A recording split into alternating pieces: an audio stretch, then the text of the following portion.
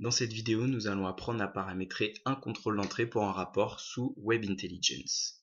Alors, nous avons au préalable créé un rapport pour analyser le profil des clients sur Internet.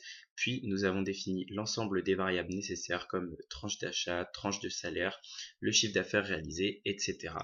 Et donc, ne manque plus qu'à cette analyse un contrôle permettant d'analyser une ou plusieurs catégories de produits et une ou plusieurs tranches d'achat. Donc pour cela, nous allons aller dans l'onglet Analyse, puis dans Contrôle d'entrée, nous allons définir le contrôle.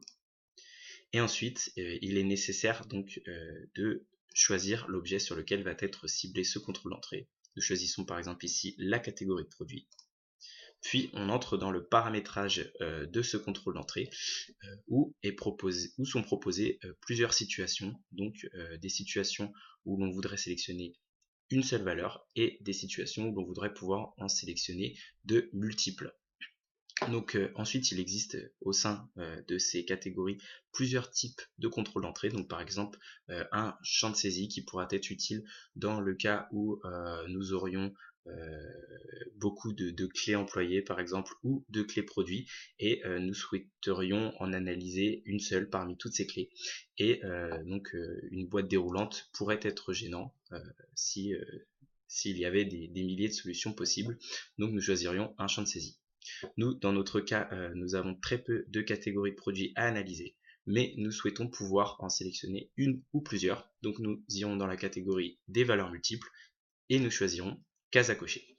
Donc ici, il est encore possible de réaliser tout un paramétrage, notamment en définissant le nom de l'étiquette que portera ce contrôle, ainsi que d'autres paramétrages comme le fait de pouvoir restreindre des valeurs ou de pouvoir définir un certain nombre de lignes pour le contrôle d'entrée. Suivant. Puis là interviennent plusieurs possibilités d'affectation de ce contrôle d'entrée. Donc il est possible de l'appliquer au document entier, dans le cas où le document comprendrait plusieurs rapports, ce qui n'est pas notre cas, on peut voir ici que nous n'en avons qu'un seul. Il est possible de l'appliquer seulement au rapport actuel.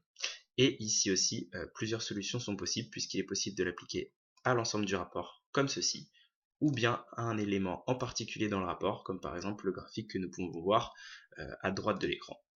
Voilà, donc nous choisirons de l'appliquer à l'ensemble du rapport, puis par la suite, nous faisons terminer. Donc nous l'avons déjà créé, donc nous quittons la fenêtre et nous retrouvons les contrôles d'entrée créés directement par l'onglet situé à gauche de votre écran. Et nous retrouvons ici les deux contrôles que nous avons pu créer au préalable, donc à propos des catégories de produits et des tranches d'achat. Donc on peut voir ici qu'il nous est possible de sélectionner une ou plusieurs valeurs pour la catégorie de produits, puisque nous avons sélectionné un contrôle d'entrée à valeur multiple, et pour la tranche d'achat, nous avons sélectionné un contrôle d'entrée à valeur simple. Donc il nous est possible de sélectionner uniquement une tranche ou l'ensemble des tranches. Donc voilà, il est possible de coupler ces deux filtres et de par exemple sélectionner uniquement les vélos de plus de 1500 $.